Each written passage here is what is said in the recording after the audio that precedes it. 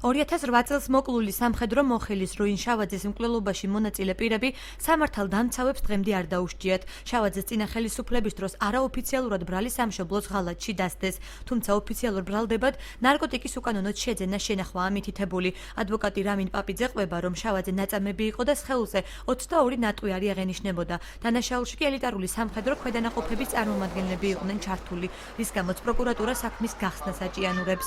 ჩვენ მოვითხოვდით, რომ მომხდარიყო ბრალის წარდგენა დანაშაულ პირებზე, ვინაიდან საკმარის მტკიცებულებები არსებობდა. მაშინ გზირიშვილმა გაგვიცხადა, რომ ელიტარული სპეცდანიშნულების თანამშრომლობის დაკავება ხელისუფლებას უჭირს და ეს არის მიზეზი.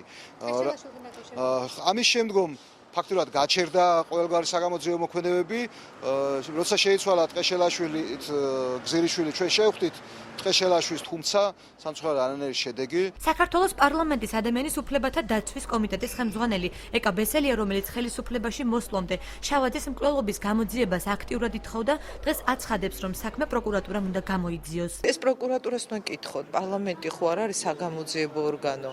პარლამენტი ხომ არ იძიებს, ეს უნდა კითხოთ პროკურატურას კონკრეტულად. ჩვენ გვაქვს მოლოდინი და ველოდებით პერიოდულად ხდება ძველი საქმეების გახსნა და ძალიან მნიშვნელოვანი გახმაურებული მკვლელობების გახსნა.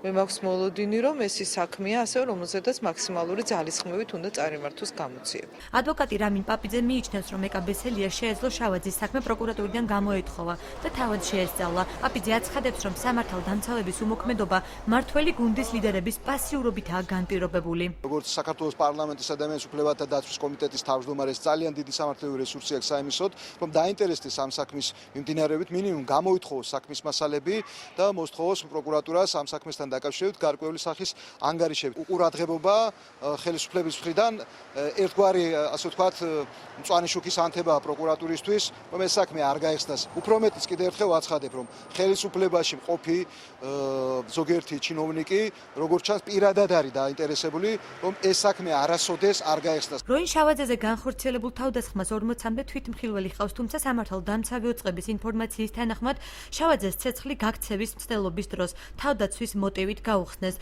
პროკურატურაში საკითხთან დაკავშირებით კომენტარს არ აკეთებენ.